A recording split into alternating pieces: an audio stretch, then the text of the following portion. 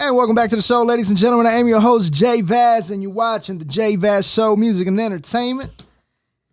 We got a special guest with us today from the NAWF side. Before we get you there, make sure you follow us on all the social media pages at the Jay Vaz Show. Check out the website, thejvazshow.com. Check out the new merch. We got the BU t-shirts available in blue and in red.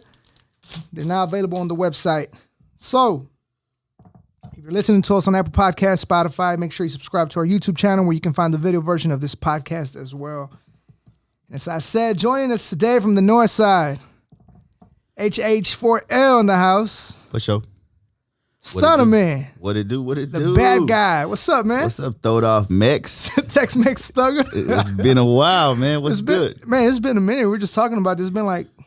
Yeah, it's been last over time 8 we years did the Pocket So Heavy video. That was about 8 years ago, Yeah. right? Nah, bro. It was longer than that? Fucking, I don't know. It's been a long ass time. It's been a long ass time. 5 plus. Let's just say that. Over 5 years. More than 5, man. And I was just talking about how, when I started doing the whole podcast and I started getting, everybody that I was a fan of listening to their music, I was like, I'm gonna hit up Stunta.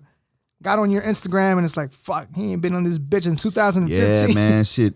I've been MIA since NAWF 3 dropped. NAWF 3 dropped. We promoted it. It was kind of the only reason I had really got back on Instagram and all that shit, just to promote.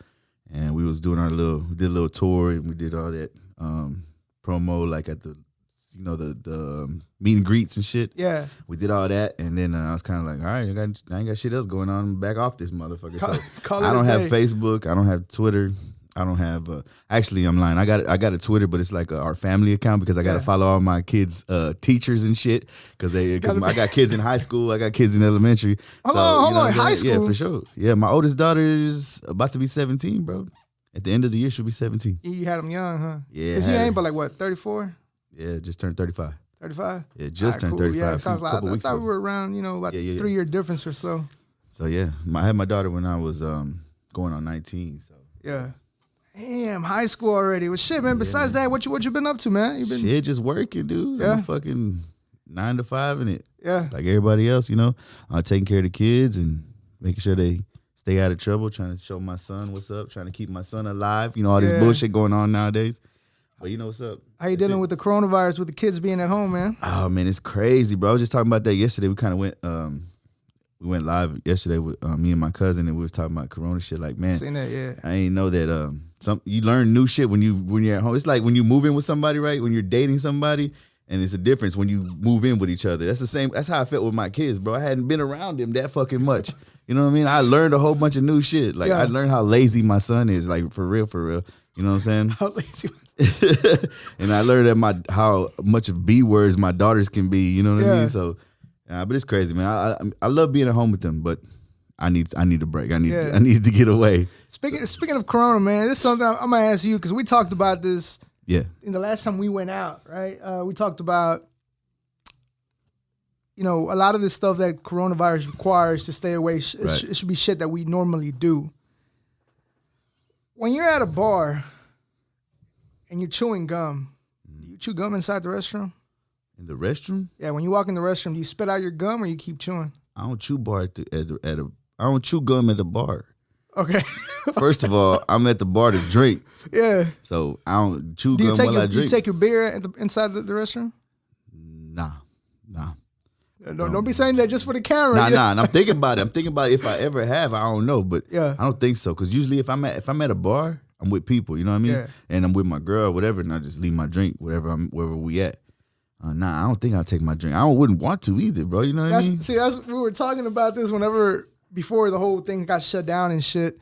We're like, we're so worried about washing our hands and shit. But for example, I know, like when we're out and about at a bar or whatever, my food comes in, I don't remember to wash my hands every time. Nah. I just grab that shit, germs all over my fucking hands. That might be the one of the pluses that comes out of all this shit, right? Maybe people would be more cleanly with their shit, you know what I'm saying? Like even like establishments, food establishments and bars and shit, they might be, hopefully they continue some of these good habits. Yeah. And by having their employees clean and Because how many times that, like nowadays they're doing it, but how many times as soon as you get up, they wiping your table down, they disinfecting that shit. How many times have you seen that before? You know what I mean? When they should have been doing that shit, right? Or maybe we should always have disposable cups and disposable all this shit. You know what I mean? We shouldn't be using it. Clean our hands. Because matter of fact, I went to a bar down in Edo the other day, and they were giving you drinks in disposable cups. I was thinking to myself, like, they should always do this shit. Like, you don't know where that motherfucking cup been or how clean they really cleaned it. You know what I mean? So hopefully there's some good habits that come out of all this shit. I was at work and some dude said, I can't wait till we don't have to clean these tables. Like, you dirty motherfucker. For real. Damn, dog. Yeah. Imagine how he is at home. Yeah, boy. Yeah, I was like, man, it's not that hard, bro. Just spray that shit twice, a couple times. Especially if you're spraying it with disinfectant, you just got to go. Yeah, wipe it down, dry up by itself. Like, I can't wait. I was like, all right, cool. It is what it is, bro. Yeah, when I sit down at the table and it's like wet or whatever, something like that, I'm like, I don't complain. I'm like, at least they clean this motherfucker. Yeah. You know what I mean? So, I mean, like I said, hopefully some good habits come out of all this shit for everybody, even the people at home. You know, hopefully people wash their hands more and shit like that. Like, I ain't no germaphobe or nothing, but I do think about that shit a lot. You know what I'm saying? Like, at work, I'm probably the only motherfucker that cleans the microwave. Yeah, that shit's nasty, bro. Man. Bro, I don't know where you work at, but where I work at, there's a lot of Mexicans and Vietnamese people. Yeah. And those are the two worst motherfuckers, like, as far as cleanliness goes. Bro, the restroom outside and like in the shop and shit, that shit is disgusting, bro. It's like shit paper on the floor and shit. Like motherfuckers, like they got a fucking wall of fucking mocos, bro. Like motherfuckers just flick this at the same spot. While they taking this shit, or they just wipe it. I don't know what they doing, shooting snot rockets in that bitch or what. But there's like a wall with just mocos. You know what I'm saying? Like people will circle it and write a little thing like, "Damn, that was a big ass one." Or they were like, "Oh, damn, this one had blood in it. You might want to go to the doctor or something." Like, no, motherfuckers, it's nasty, bro. It's nasty, but I ain't gonna lie. When I used to work at Dish, and I was in the middle of a car, so I went to whoever got my chair and in the chair. Oh, at work? Yeah, I was in the office and so I went to whoever got my chair. Yeah, got a little crust. We were having this conversation yesterday when we were talking. I was like, "Have you ever like picked your booger and like you don't know what to do with it? Like try to flick that bitch, but right sometimes they're too sticky, right? Yeah, it won't go nowhere. Try to roll it and try to flick it, it won't come off, and you like shit, well fuck it, and then you go to wipe it, and there's one there already from the last time and shit. You run into an old one. It's all crusty and shit. Hard like, shit, fuck. Put it right next to that motherfucker. What's the proper etiquette of booger disposal? You know what I'm saying? Because we don't have napkins at all times. So yeah, bro, what do you do? And my cousin was saying, I mean, he mastered the snot rocket. I mean, yeah, there's always a snot rocket. Like, you know, just shoot that bitch across whatever. But sometimes you got to go in there and get it out. I've tried that once, and that shit didn't go as planned. I did that number, and that shit just went, and it's like, son of a bitch. Like, that did not, hell no. That didn't work out. Nah, man, but shit, let's get into this, man. So you've taken a pretty long break from music. Right. You've been gone for a while, man. In this whole break, what is it, if any, what thing is it, if anything, that you've missed from being involved in music? I haven't missed much. If I could say that I've missed anything, it's just being in the studio. It's just like the vibe of everything. That used to be my favorite. That was my favorite thing of everything, right? It was the experience of being around my homies in the studio or whether we were performing or whatever. It was just the vibe of it all. Yeah. I don't give a fuck about people listening to my shit, people buying my shit.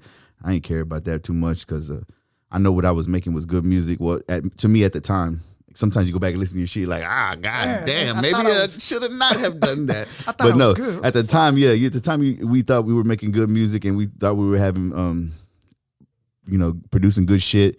But it was just all about the vibe, bro. That's what I miss the most is vibing in the studio, vibing with other people, with other artists. Performing. Those are my two favorite things, and that's what I miss the most. But I don't miss it to the point where I'm like, fuck, I gotta get back in the game. I gotta do that. I miss it so much. Nah, I don't miss it that much. But those are the two things. You performed last November or something like that? No, October. Whenever you're at the Dope House, at the old Dope House with Lucky and Chloe. Oh yeah. Coach asked me to come out and do a couple songs with him, and I went out there and did a couple songs. That shit was live, bro, and that was something I was like, fuck, you know what I'm saying? That's the shit that I miss. You know what I mean?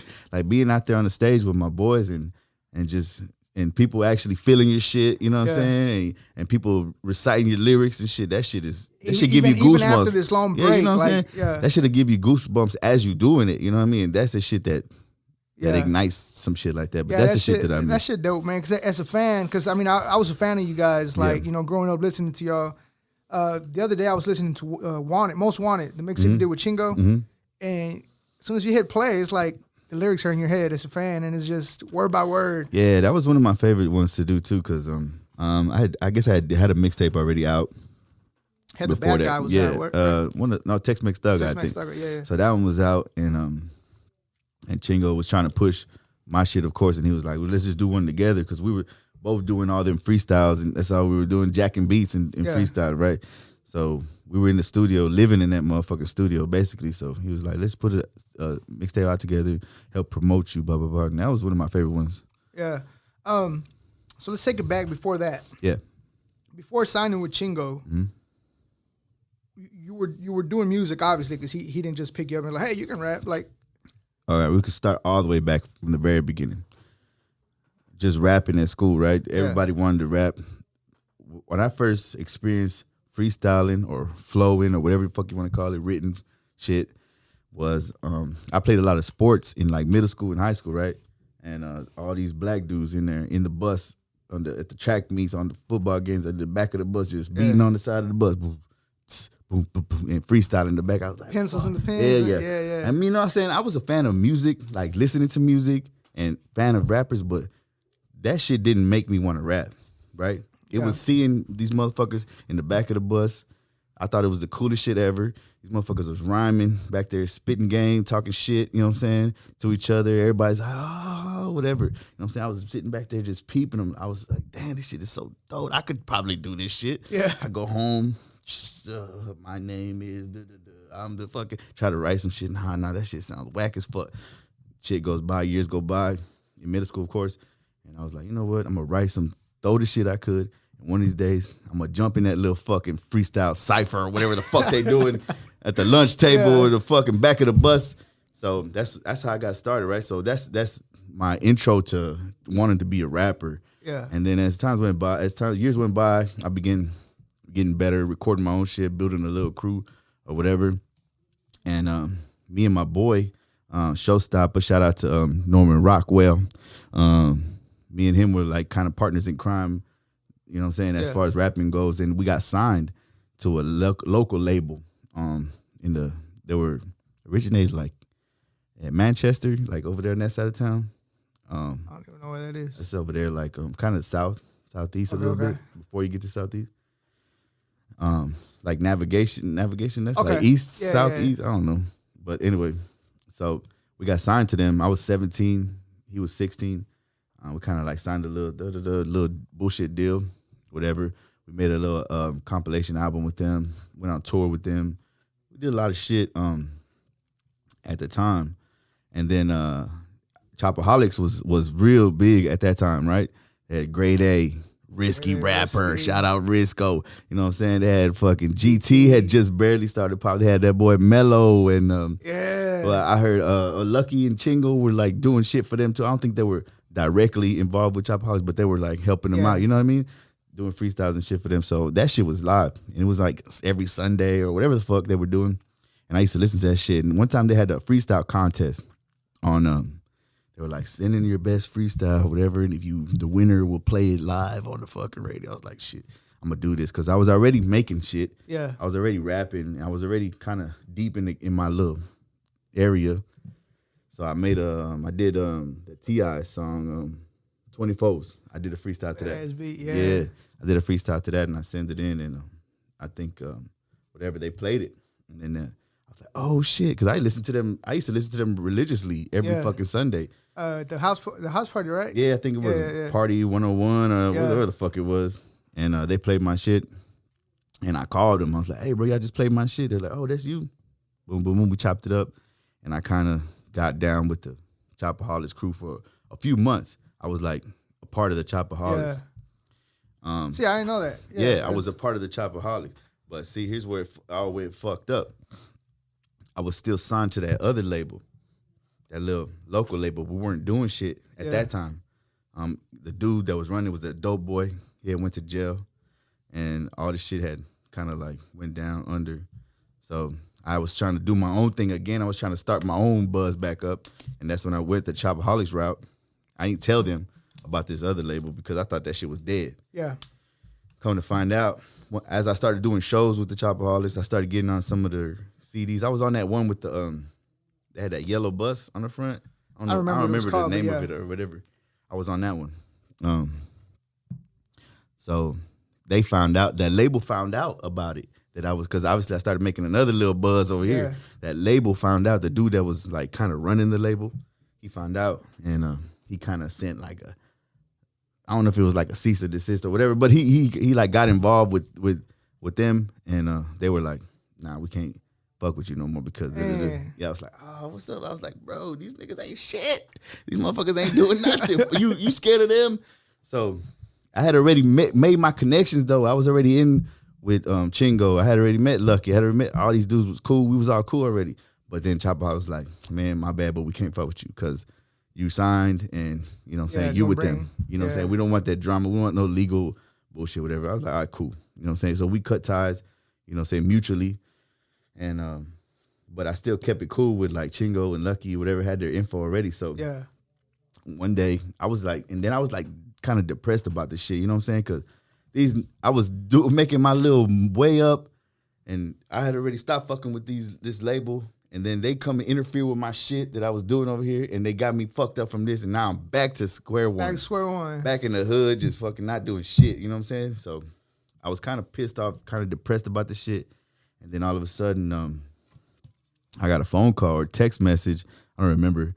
But I got Chingo got in contact with me. And he's like, hey, bro, what are you doing nowadays? What you doing? You ain't doing shit? I'm like, nah, I ain't doing shit. I'm just fucking working. I think I was working at fucking Granger or something. I don't know. I was fucking working some bullshit job. And my daughter, my oldest daughter we just talked about, she's about to be 17. She was, I don't know if she was born yet, or she was about to be born. So I was like down in the dumps. I didn't know what I was going to do in my life. I was out of school already. Yeah. You know what I'm saying? I was like, fuck, what the fuck?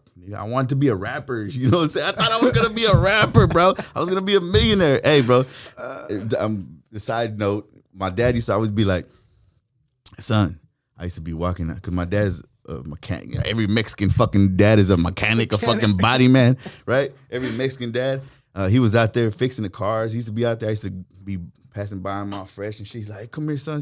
Come stay right here. I'm going to show you how to change the oil, do this. I'm like, Dad, fuck that shit. I'm about to be rich, motherfucker. You ain't about to show me shit. I'm going to pay for that shit when I get older. And nowadays, I wish I know how to. I don't know how to change the oil for shit. Yeah. Anyway, that's gotta take it to want myself. Yeah, I'm a Mr. Car Wash, like a fucking dumb. I'm the only Mexican dude at Mr. Car Wash getting my shit, my oil changed and shit, because I don't know how to do it. But anyway, that's a side note.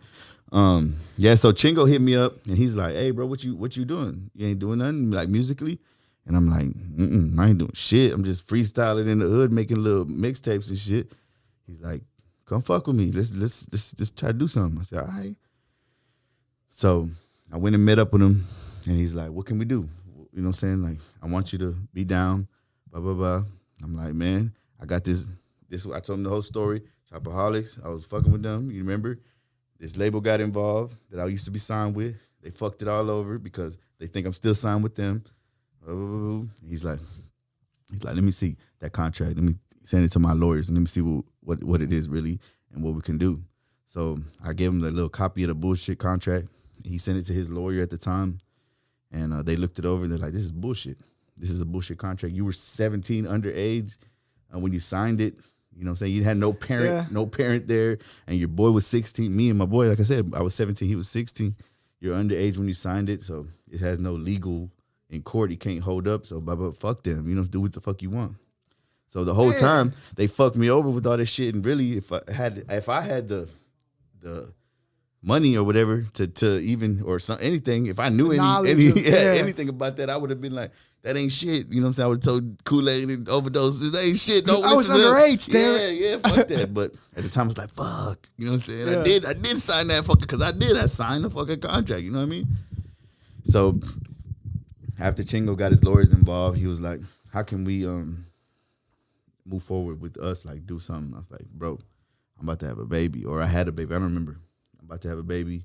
I need money, bro. I can't just come fuck with you. I got to work or something. You know what I'm saying? So I had started working for Chingo. I was working in his he had a house that was turned into like it was basically his headquarters for his company. He was pressing CDs, burning CDs, doing all this shit. We had a studio. He had all this shit like at a house on the south side on Woodridge. And I started working for him. I started working in the house. I was pressing up fucking CDs, burning CDs, printing labels, making shirts. I was fucking doing all that shit. He did everything. Yeah, I was in the fucking house working like a 9 to 5 at Chingo just so I can be involved. You know what I mean? Kind of because I was like, I can't be no fucking intern. I got to need some money, bro. So if you can guarantee me, you can break me off a check every week, then I can fuck with you. You know what I'm saying? Because I need money. A week or something, $250 a week. I was making. He was writing me checks, like his little personal check here every fucking Friday, just so I can bring home to my girl and my baby, have some money. You know what I mean? Yeah. So I was doing that. That's how I got started with Chingo, and then he was like, eventually, you know what I'm saying? All that time I was recording music at his studio, grinding. After I was working, pressing CDs, into the studio. You know what I'm saying? Straight to the studio, recording myself.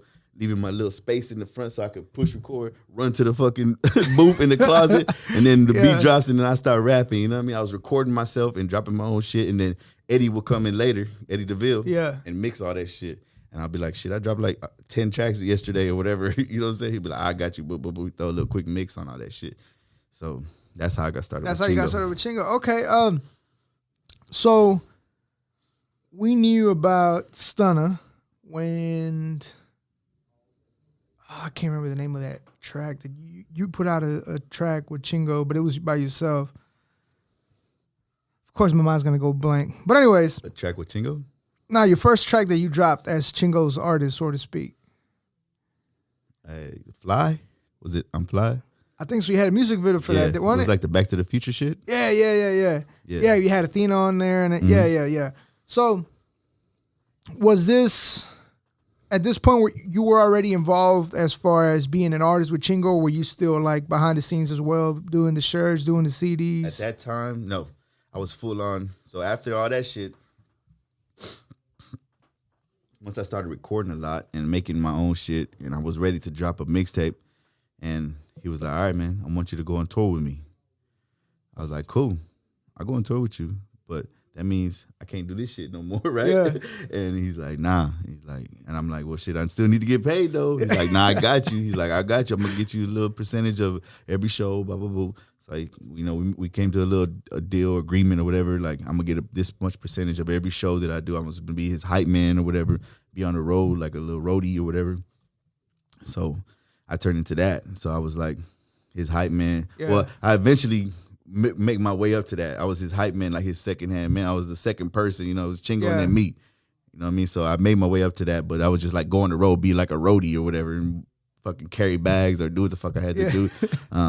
But yeah, so I went to that. So I wasn't doing the printing of CDs. So I worked my way up to that once I started releasing my own shit, making money off of that. Because at the time, you know, remember CD sales and fucking all that shit was lit. Motherfuckers was really buying physical CDs. Yeah. So we was pressing them up. They hired whoever the fuck else to do that shit now. It's not my problem. It ain't my problem. You press up 1,000 of these motherfuckers, you know what I'm saying, a day, and print labels. You know what I'm saying? Fucking remember them CD towers and shit? Yeah. Fucking CD burner towers. We had like 5 of them, the 5 whatever the CD burning CD.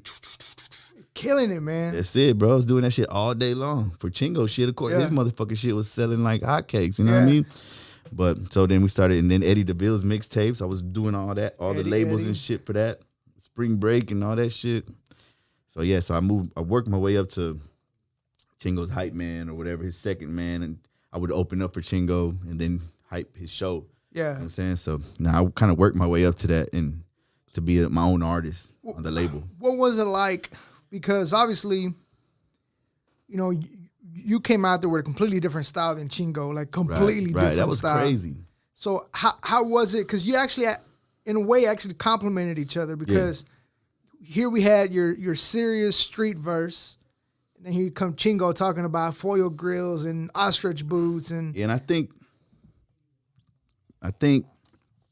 sometimes because we were all doing that shit. Like, you know how Chingo first came out, it was mostly like comedy, comedy rap. I don't know what he would call it, but like it was some dope shit, and he was in his own little niche, you know what I'm saying? And he was in his own lane. Like nobody could fuck with him. Nobody. But then he kind of got some street motherfuckers involved as far as the rap goes. Me, I was in there heavy, Lucky, and all these other fuckers that was really in there rapping about street shit. And Chingo can fucking rap.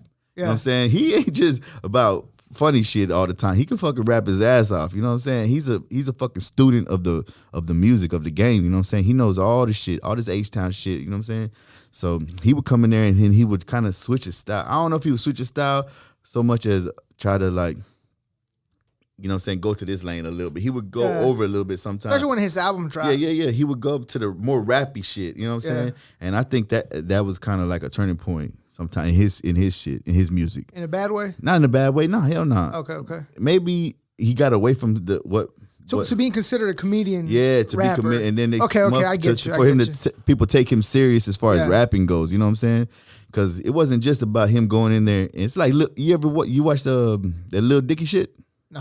All right, so he's supposed to be like some comedian or whatever, and people don't. He's like his whole spiel is like people don't take him serious as a rapper because he's also funny. Yeah, you know what I'm saying. But this motherfucker got bars, but people don't take him serious. They see him as a comedian, rapper. But I feel like Chingo was the same way. Like people didn't take him serious as far as rapping, but motherfucker got bars. You know what I mean? He can come in there and spit with the best of us. Like, so that's when he got on the track with us, he was like, all right, I gotta spit. I can't just come in here talking about some funny, funny, dumb shit. You know what I'm saying? But he would also sprinkle in that funny shit. That's what set him apart. That's what made him different, man. So this whole experience, man, because like you said, you started with this little label. You started, getting your feet wet with the Chopaholics, and then you eventually got with Chingo, and the rest is history because we know what happened with that. You guys started. Seemed like y'all were dropping a mixtape a fucking month. It felt like hell yeah, because motherfuckers was buying this shit. So you know what I'm saying? And then you would be, like you said, the Chopaholics, Eddie DeVille's mixtapes. You would be on Lucky's mixtapes. How was that whole experience being, like you just said, a kid with shy behind the bus, chilling, to actually being out here on tour, getting people feeling you, having fans? Man. That was crazy. It was the best. It was probably the best time of my life as far as music goes. You know what I'm saying? That was like some of the best shit that I had been through. Like imagine being around, like some of these people was like idols to me. When I was growing up, Lucky, I used to look up to this motherfucker, fucking Northside dude, Mexican dude, you know what I'm saying? Like fucking spitting that raw shit, you know what I'm saying? Him, Lil Bing, these motherfuckers was my idols, you know what I'm saying? Growing up. So imagine being around these motherfuckers, like I was like, in awe at the same time, starstruck that I was even with these motherfuckers, but I know I could hold my own, you know what I'm saying, as far as the rapping goes and as far as my star power went, you know what I'm saying, because motherfuckers was requesting me or, you know what I'm saying, buying my shit just as much, you know what I mean, at that time. So I was like, fuck yeah, I can, this is where I need to be, this is where I belong. So yeah. Did you ever have a moment to where you were like damn, this is it, like, maybe when you got on stage, I don't know, Flatline, or I don't know if you were ever on stage with Flatline, but just a moment that you sat there or you stood there and you were like, bro, this shit is like, this is life. Like, I'm doing it. It was almost damn near every weekend, bro. When I was on stage with these motherfuckers, we would go do fucking car shows in fucking Cali and fucking, you know what I'm saying, LA and all these little surrounding cities, big ass fucking car shows. You had. We talking about MC Magic and all these motherfuckers, you talking whatever, you know what I'm saying? All these big motherfuckers, Baby Bash, you know what I'm saying? Pitbull, like fucking big motherfuckers. Pitbull a lot too, back in the day. Pitbull and Chingo are like really close homies. So we used to do a lot. We used to open up a lot for him and all the shit. And he got Chingo involved in a lot of the tours that he did. Yeah. Like we were involved in Jose Cuervo.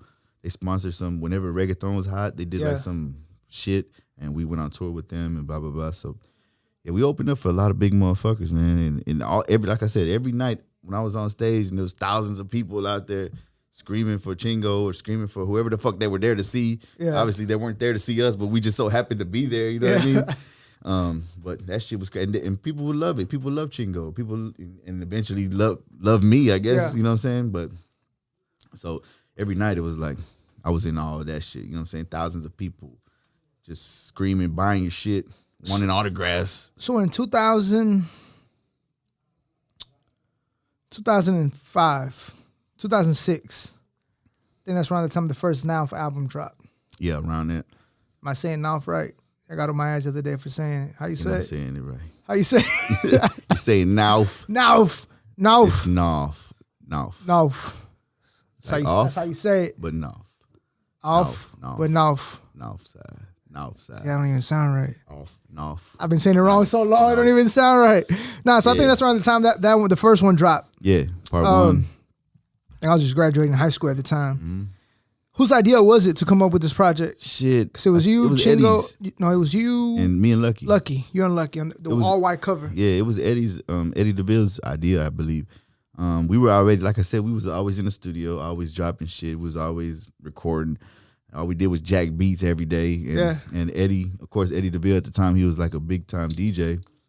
And they would send him shit, send him new records, send him new singles with instrumentals, and we just wrecked the motherfuckers. He like, I got a new one from Jeezy.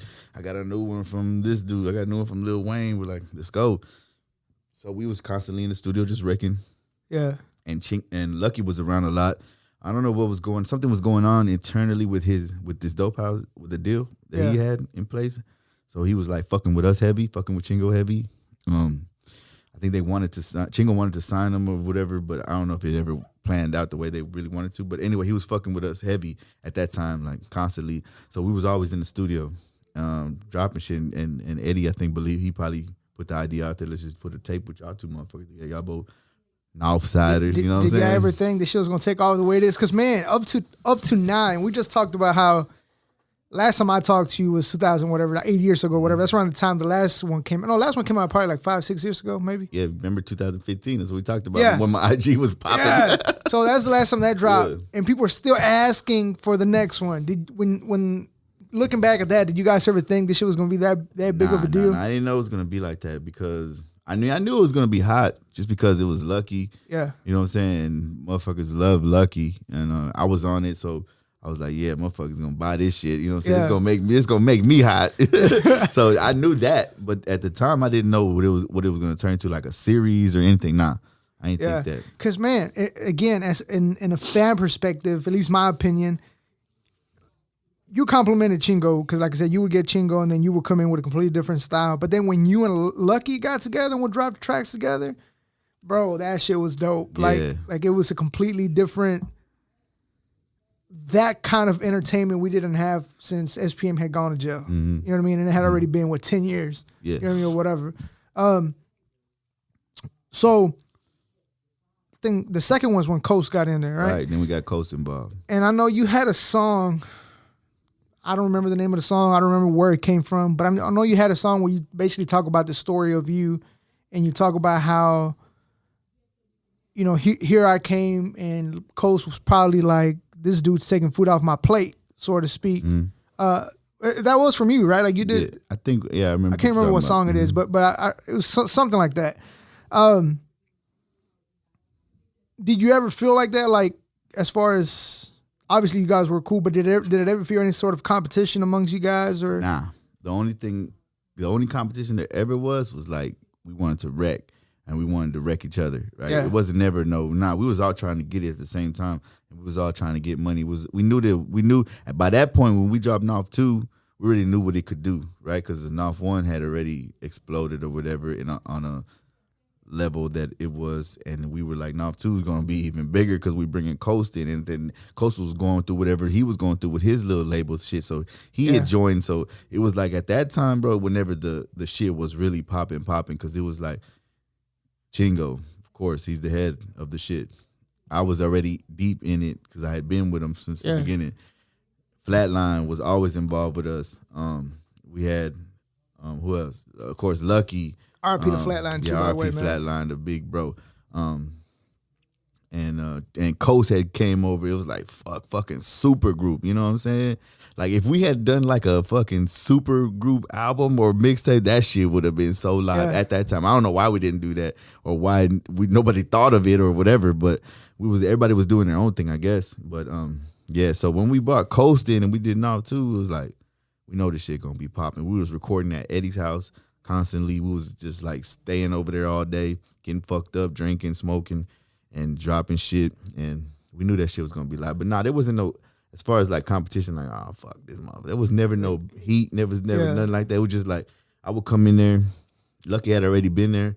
And Eddie would be like, shit, which one you want to jump on? Lucky did this one. He would let me hear. I was like, Lucky wreck that shit. I got to go hard on this bitch. I got to do something, you know what I'm saying? Or Coast did a hook for this or this and that. I'm like, oh, that shit is fire. Let me write some dope. So we always brought the best out of each other, I feel. I don't know. It's just crazy. And then when we did NAWF 3, it was like, we got to go hard. Yeah.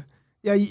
Again, you guys had a lot of dope ass tracks. One of my favorite tracks, like favorite, because it was more like on a personal level for all of you guys, was a track "Hanging On." Oh yeah, Hanging my song. Yeah, because it was my song. Hanging On, my Hanging song. On, yeah. I don't really know. But yeah, it was. I want to say the dude's name was Salil or Khalil, something like that, dude. I don't know. I'm not good with names, but he was like this big time producer. He produced a lot of the Mike Jones shit when Mike Jones was hot. And we was in Austin, and Chingo was, I would go with all his studio sessions and shit, just hang back. You know, I was just the dude that was always there, like a goon, you know what I mean? So I was there all the time, and we was in the lab, and he produced that bitch on the spot, and Chingo went in there. No, Lucky was, Coast was there, and Coast had dropped that hook, and we was fucking like, beautiful hook, yeah, bro. It was like, fuck, this shit gonna get serious, you know what I mean? That shit gonna get deep, and that was like one of the points where, one of the things that we talked about earlier, like Chingo had to come to that other level. It wasn't Chingo Bling no more. It was fucking Chingo the rapper, or you know what I'm saying? He came in there with them fucking heat, and we was all like, all right, so we're gonna do this. So we went in there and spit what we Your spit. verse, man. Man. Let me tell you something about that verse. That's the only, at the time I don't know if y'all ever seen the documentary Fade to Black with the Jay-Z doc? Nah. When he made his album, the Black album? Nah. All right, well, you gotta watch that shit.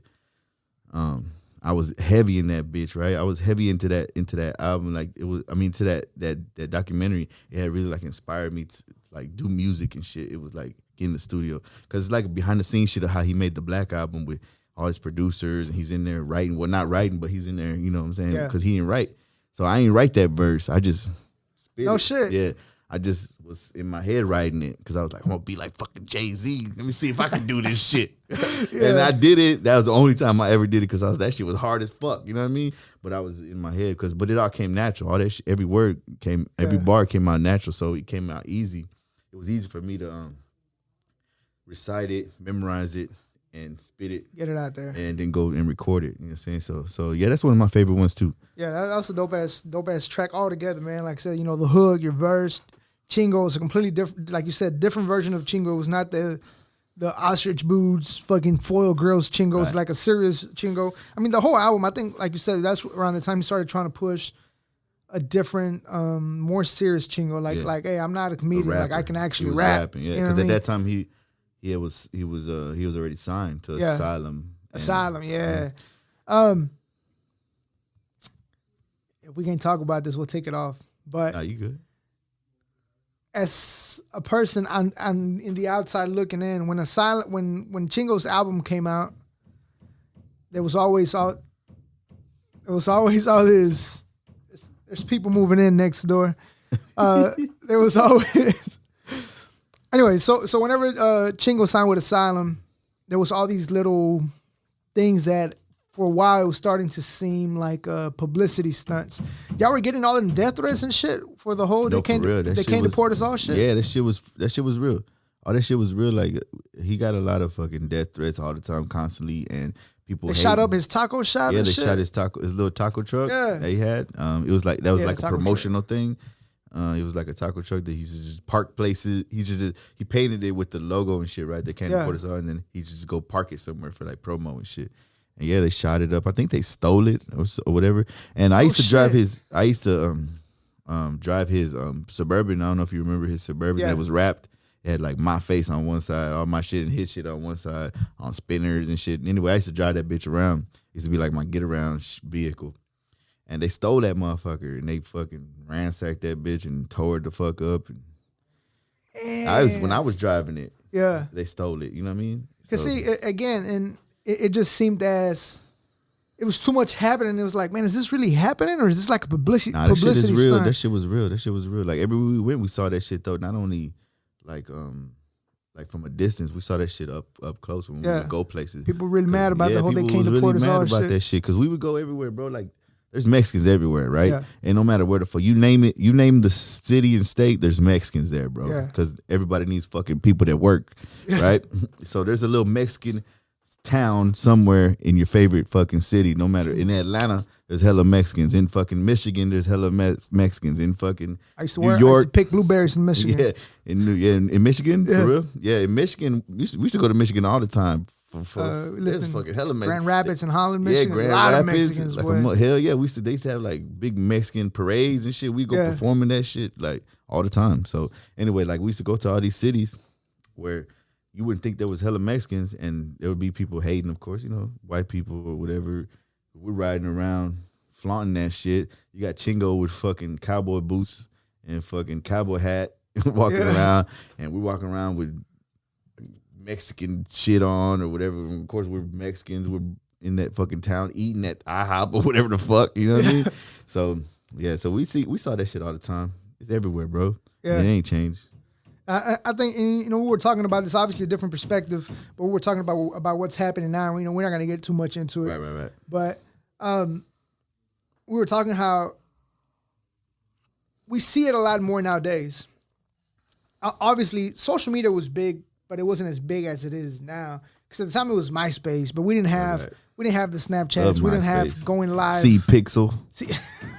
Boy, you should have seen my C-Pixel page, boy. That shit was fire. That's throwback right there. A lot of people don't know about, about C-Pixel? Really? And you're only like 5 years younger than us. C-Pixel. C-Pixel was fire, It was C-Pixel, then MySpace. Yeah, C-Pixel was first. Yeah. Yeah. That shit was dope. But they didn't have like all the going live and live streaming like they do now. Yeah. So again, you started Chingo Bling, picked you up from the Chopper House, or picked you up from the other label after you found out that label the contract was trash. It wasn't nothing they could do. If you don't mind talking about it, what happened? Why the breakup with Chingo? What? Man, let me see. Well, I think he was trying to go a different direction. As far as because all the like I said, he went deep into that rap shit, right? And he was trying to do whatever he was trying to do. He was trying to change shit up, and he had cut ties with a lot of the team that was involved in all that shit. I really don't know what his reasons were, but I'll just tell you what happened at that time. Like he cut ties with a lot of people, and it wasn't. He never like said, "I ain't fucking with you no more" or whatever to me. But we did kind of like mutually be like, all right, I'm gonna go do my shit, whatever you do your shit, and I guess I don't know. Really don't know. Like he was going in a different direction. He felt like he needed to go in a different direction. He felt like whatever team he had around him at the time wasn't taking him to his full potential or whatever. I don't know. Whatever his personal reasons were for that. But it just happened. It was mutual though. It was all mutual. It was never no. He's actually more of a comedian now though. I talked to him the other day actually. He called me the other day. Well, I hit him up through IG when I got back on, and then I said, give me your number, because I ain't even had his number more recently.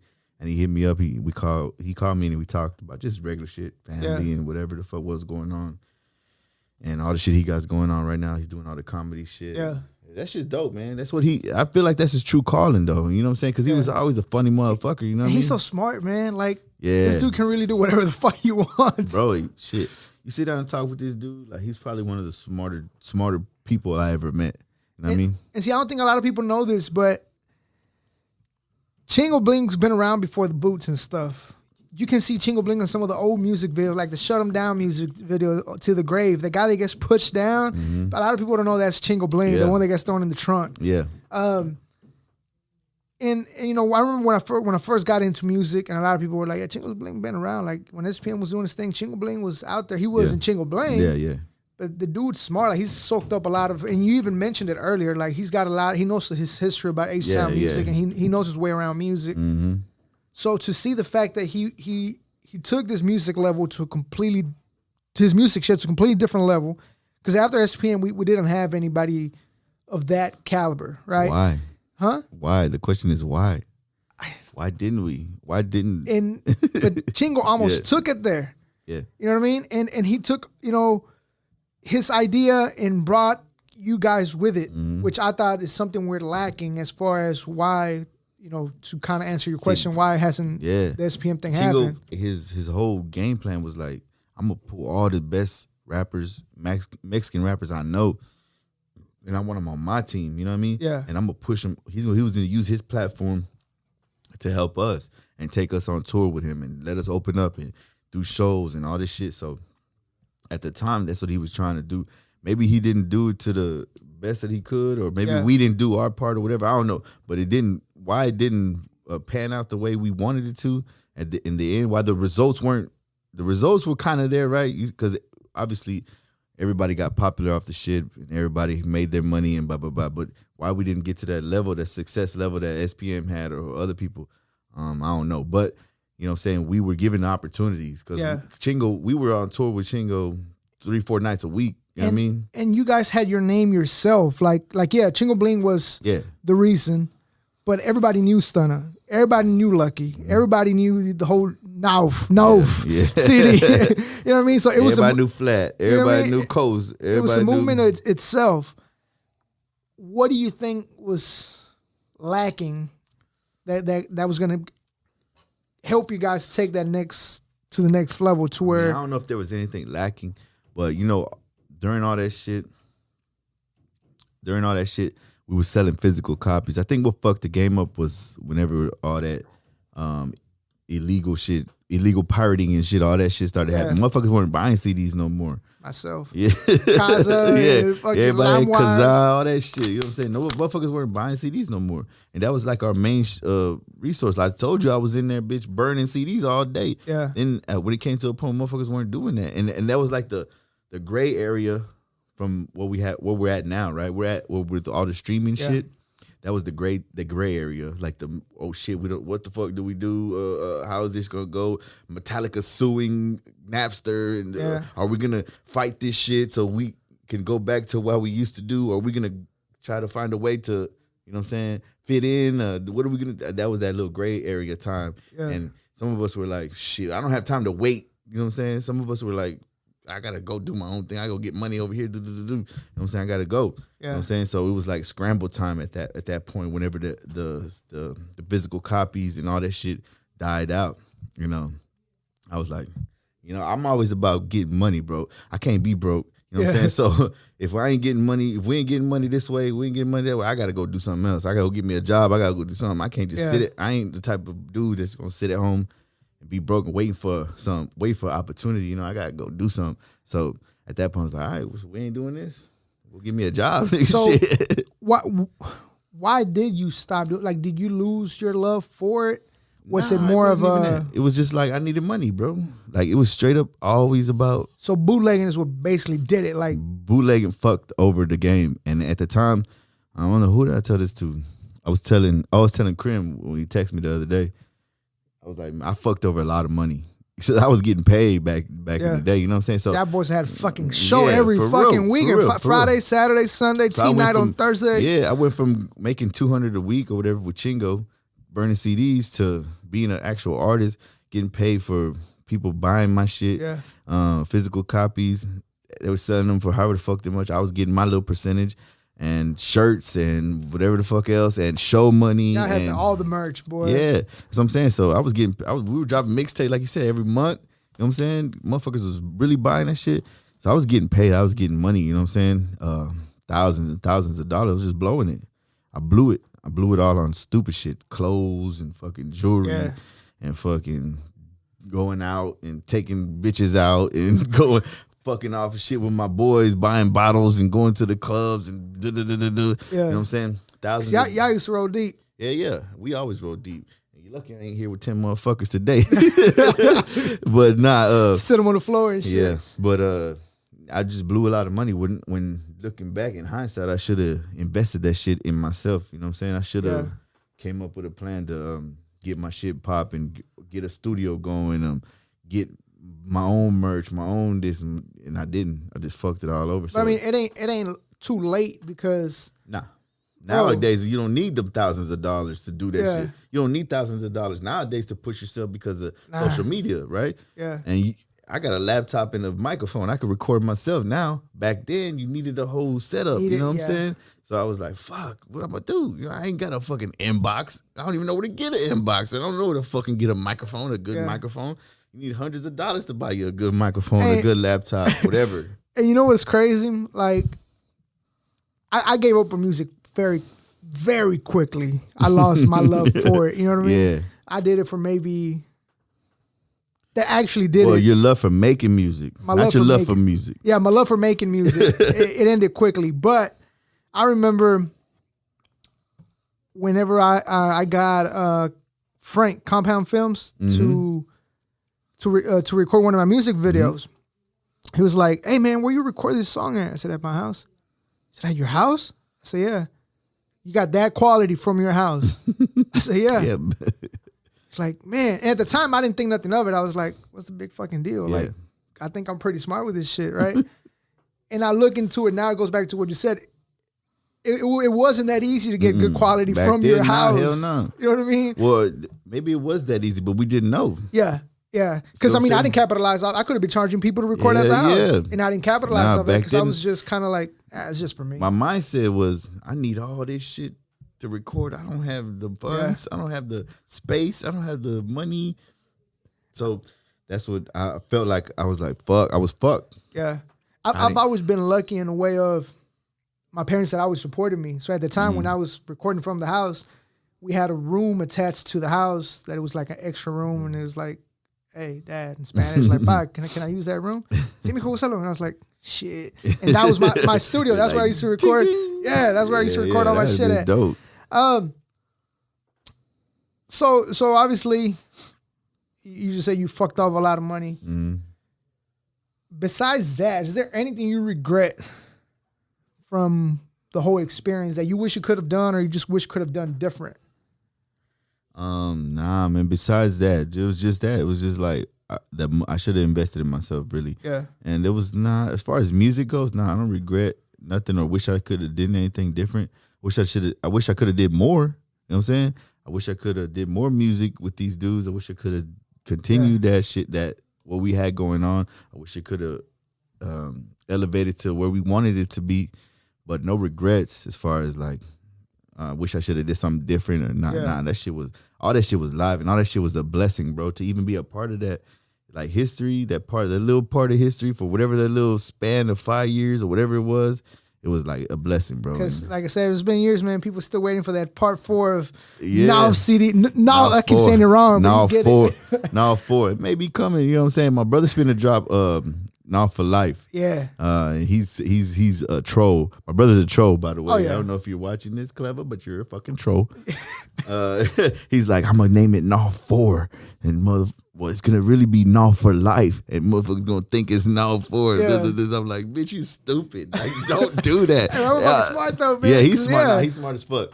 He's another one. He's another one of those people. Like, there's only a handful of people that are like you meet in your life that you come across that are like smart as fuck, and he's one of them. He's one of those smart motherfuckers. Like, you sit down and talk with this dude, like, you'd be like, "You a rapper?" You know what I'm saying? You need to be the CEO of some company, my nigga. Yeah. You're not. See, I chopped it up with him the other day, man, and I'm not gonna talk about it too much on camera, but I threw him an idea, and we talked about it, and then the whole COVID-19 bullshit happened, so we never executed on the idea. But I told him for that same reason, I was like, you know, and I'm telling you this, bro, I want to do this with you because I feel like you're smart. First of all, you know, obviously you're not gonna talk to a bum person that's not smart and give them a good idea because you just you know, hit a wall. I said, and second of all, you're hungry, man. Like I know you are. You know what I mean? So yeah, I fuck with Clever, man. He's a little reckless, a little wild, but that's just us. That's just, you know how I was back in the day. Yeah. Like, I talked to Krim about this shit the other day too. Like, that's just the way we are, me and him. You know what I'm saying? That's just in our blood. That we get that from our dad. You know what I'm saying? Yeah. We're just like, I don't give a fuck. You know what I'm saying? You want to do, let's do. You know what I'm saying? We go. But we also some smart motherfuckers. You know what I'm saying? We're strategic about our shit. You know what I'm saying? We're real. Line our shit up. Shit needs to be right. You know what I'm saying? But he's on a different level than me. He's like smarter than me and more reckless than me. You know what I'm saying? He's just smaller than me. he's smarter than me, and he's more reckless than me. So he can put those things together, and he's a fucking beast, bro. You know what I mean? There's he's the one that's put out a couple tracks with you on them. Were those recently recorded tracks that you did, or were those like old verses? Which ones? On SoundCloud, I can't remember the name of them, but he recently dropped one. Nike Chancla? No, it wasn't Nike Chancla. Fila Chanclas. Yeah. That was probably a year ago. We did that, and I recorded it when he was with Street Science because we were at their studio. I remember recording that one at the Street Science studio. Yeah, so when he was with Street Science, that had to be a year ago, I guess. Yeah, we recorded that one. More recently, we did a couple other ones that we released on SoundCloud or whatever. But yeah, we're working on the album, me and him. Oh, so there's a comeback. Yeah. Well, it ain't a comeback, it's a comeback. It ain't a comeback. Don't call it a comeback. It ain't a comeback, bro. It's just like, you know what I'm saying? The love for music is still there. Well, yeah, the love for music will always be there, bro, till I die. You know what I mean? Till I'm old and gray sitting there freestyling with my grandkids or whatever. You know what I mean? But it's like, I know I still got what it takes. You know what I mean? I can get in the studio or sit down with the pen and pad and write some shit and keep up with. Because I hear this shit. I'm listening to everybody, bro. I'm listening to this new shit. These new dudes, these new Mexican motherfuckers, these new cats that think they the hot shit. And I'm listening, bro. And I know that I could still wreck these motherfuckers. Yeah. So it's like why not put out some music and just to show these dudes? Like, you know what I'm saying? That's what Lucky does. You know what I'm saying? Lucky's out here still wrecking motherfuckers, hard, bro. Boy. This motherfucker, what, 40? nah. Lucky's like a year or two older than me. But shit, he's still out here wrecking, bro. You know what I'm saying? So I can do it. Yeah. You know what I'm saying? And me and my brother. And you've always had that competitive thing about you. Because from obviously I didn't know you on a personal level, but the times that I ran into you and just talking to you, you always seemed like you were that confident about yourself. Because you always talk shit about these new rappers. And that's my favorite thing to do. Yeah. And that's my go-to. Like, as soon as I'm sitting down writing, I'm like, put a beat on, right? You motherfuckers suck. I'm better than y'all motherfuckers. That's my first thing to go to, bro. Yeah. You know what I'm saying? But yeah, that's just my competitive nature. And one thing, I think there was again, this goes back to old verse of yours when you said, and when I listen to some of this new artists, I feel the same way. It's like, these dudes are so trash, right, bro. And I remember your verse always comes to mind when you talk about how being fake is the new real, or something like that. Who would have thought, or who would have knew, or something like that. Or being fake is cool. Who would have knew? Yeah. I remember the lines you said. Yeah. And so it's like you've always had that about like these dudes. See, like, that's still my thing. That's still a problem that I have with these motherfuckers. I was talking about that with my cousin the other day, yesterday, matter of fact. And that's still a problem that I have with these dudes. Like, bro, like, don't come in here faking the funk. Like, I ain't in here, like, me and you were talking like man to man, bro. I'm not putting on a persona for you. I'm not gonna fake my H-Town slang. I'm not coming in here like, hey, bro, you know, I ain't coming in here doing you that. Why would I do that? That ain't me. I'm just gonna talk to you like a man. And this is how I talk. This is how I really talk. You know what I'm saying? When I'm with my people, when I'm with my boys, this is how I really talk. You know what I'm saying? Yeah. So, and I don't like motherfuckers coming through faking shit. I don't like you going. Don't change your voice when you talking to me, and don't change your voice when you in the studio. Don't go in there. I talk to you like this. I ain't going in. This is me talking in the rap. And when I flow, this is the way I flow. Nah, fuck that, bro. Don't do that shit, bro. That's fake. That's fake as fuck. You know what I'm saying? Yeah. You trying to whatever trying to eat off of some other dude shit because some other dude rap that way. And I feel like ever since SPM had that unique voice, and that was SPM's voice though. You listen to interviews, you listen to him talk now. He had that's his little raspy voice that he had. Like he does was stuffed up in the way. But that's the way he talked though. That's the way he really talked, and that was just the uniqueness of his voice. And when he go to the mic and record, and they put all this shit on it, it just came out that way. You know what I mean? But don't go in there trying to replicate that shit, trying to do your own shit version of that, or not just trying to replicate SPM, but other rappers. You know what I'm saying? I feel like shit happens a lot with Sauce Walker. Like everybody trying to be Sauce Walker because he's fucking fly as fuck. He goes in, he got his own style, he got his own shit. Now all these motherfuckers want to be him. You know what I mean? it's crazy, bro. Like that shit is fake to me. So and I don't like fake shit. Speaking of that, it's almost kind of like what I was talking about with Krim. I released an interview with Krim last week, and we talked about how a lot of Houston artists don't have their own culture. Texas artists don't have their own culture. It goes back to that because everybody's trying to be, oh, well, so-and-so made it with this. Let me, try to copy that style. And to take it back to the whole 2005 era when you guys were popping, Chingo Bling had his own style. And like I said, then you had your own style. Lucky has always had his player style. Like that's Lucky. Why do you think these other artists are not doing the same where they just create themselves instead of trying to sound like Zero, to sound like, That's my only problem with all these motherfuckers. That's my problem with these motherfuckers. Like, why not? Like, and don't get it wrong. I got love for all these dudes. I want all these dudes to succeed. I want to see all these dudes win. You know what I mean?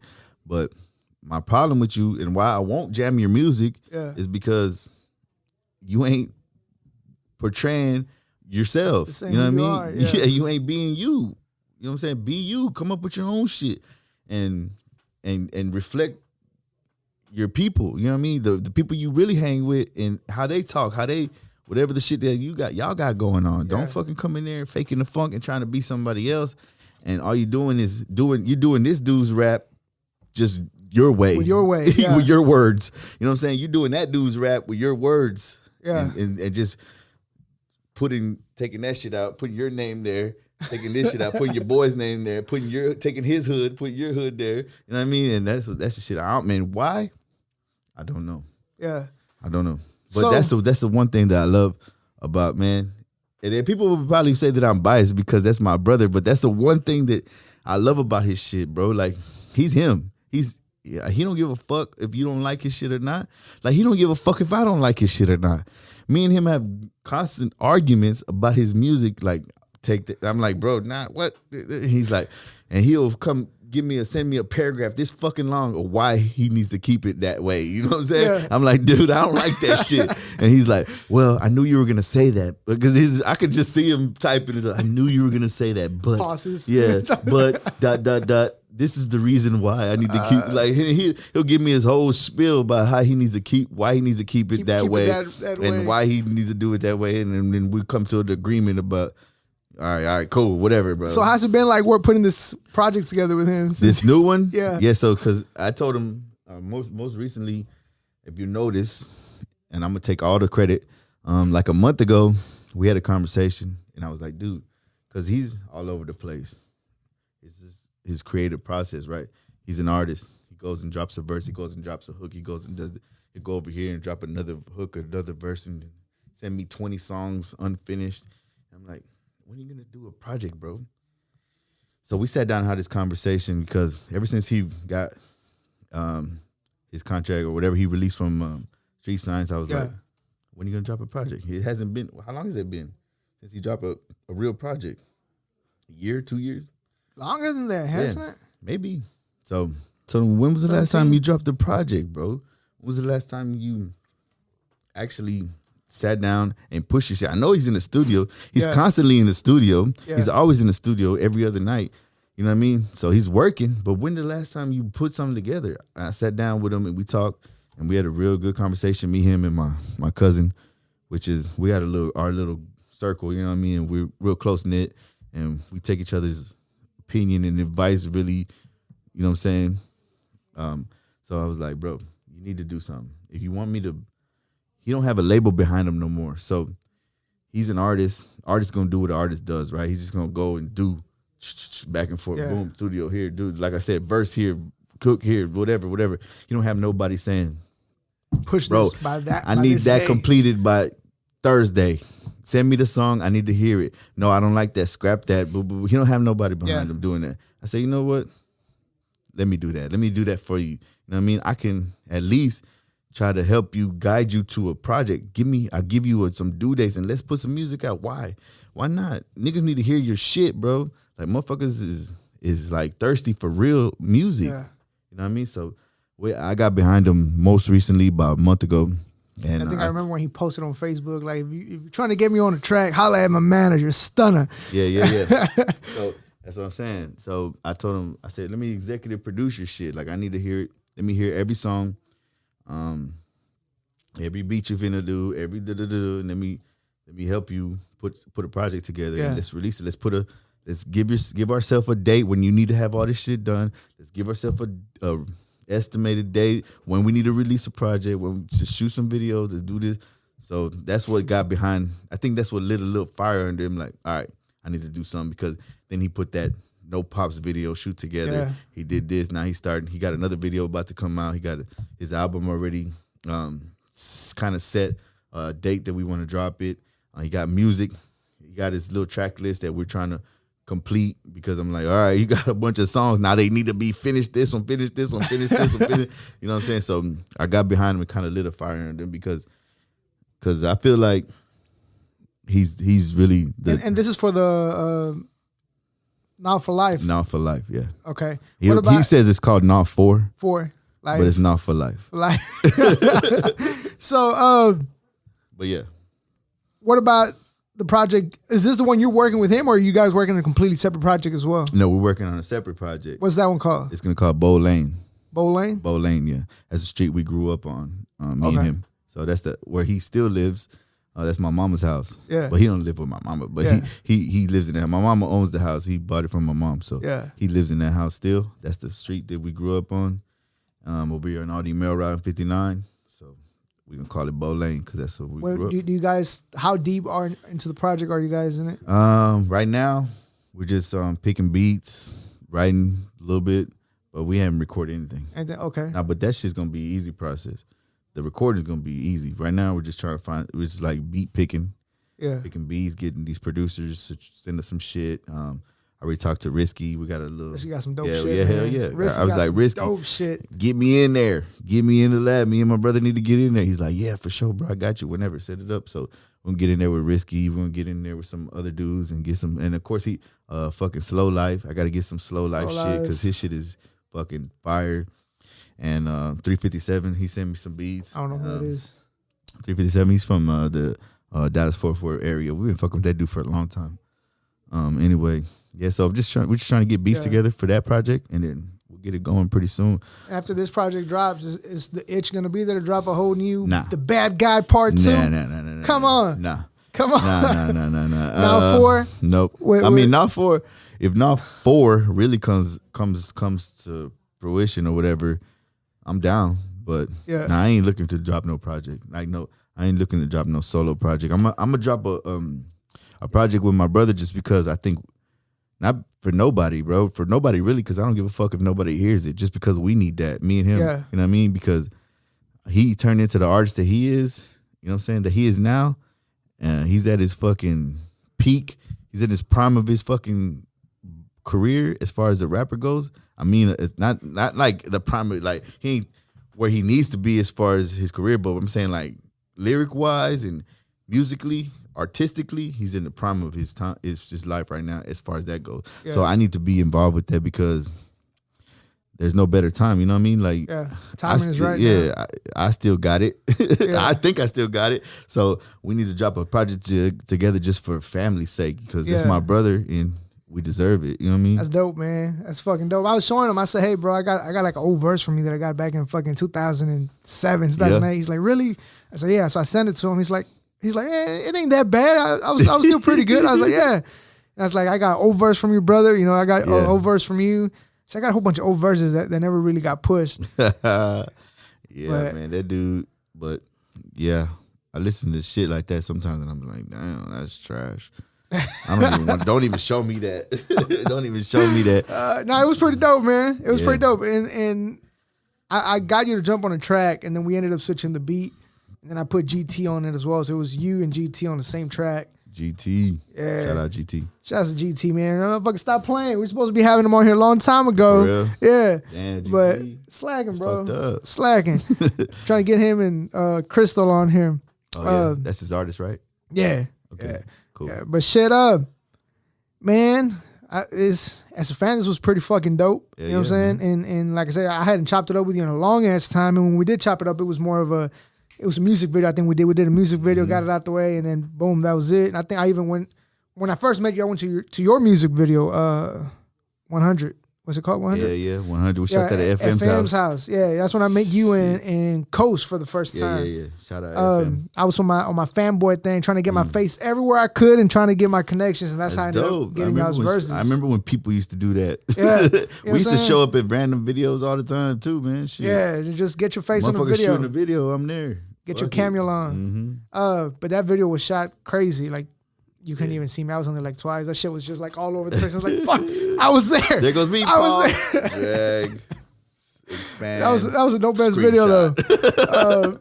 That one, and then we did that feature with a homeboy Ernest. And shit, that was the last time we chopped it up. But like I said, man, it was fucking dope to chop it up. For sure. Get to know the whole story behind Stunta. You know, before Stunta was Stunta. Yeah. Forgot to ask this. Your name was always Stunta? Back in the day, it used to be Stunt. Just Stunt. Stunt? Why? I was a fan of fucking... All I listened to back in the day was like Cash Money, No Limit, all that shit. I was like, stunning and all that shit. I was like, Stunt's gonna be my name. Fuck it. Stunt. It was just Stunt. Then it turned to Stunta.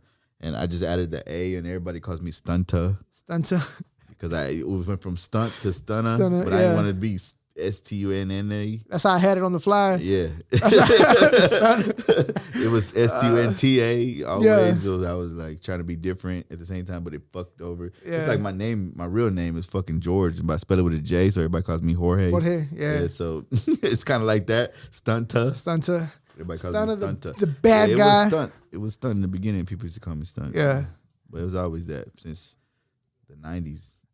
It's always been that. It was HardHeads.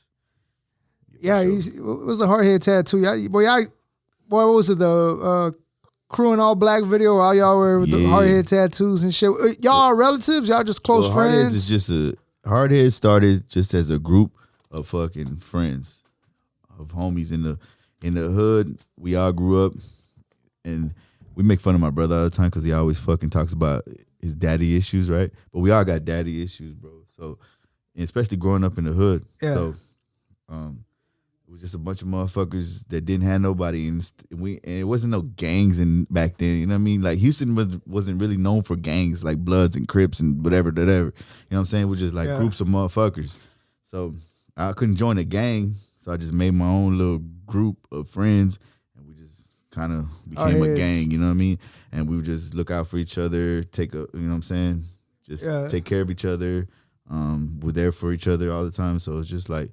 And that's that For Life shit came from, because it's like forever. It's been going on for a while, forever. We just take care of each other, you know what I mean? I know Clever got some merch. You guys can check out his HardHeads for Life hats. He's got the red and the black. Seen on his battle red cap. No comment. No comment on that. No comment. I was gonna bring it up, but we'll talk about that with him. Yeah. Talk about it off camera. But shit, I appreciate your time, bro. I appreciate this. This was pretty dope to get to know how you came into here. Because, like I said, to me, it was like, fuck, who's this new guy? You know what I'm saying? Like, came out of nowhere. And then it was just like, fuck, like, this dude's for real. And just sticked around. And then, fuck, what happened to this nigga? Motherfucker disappeared. What happened to him?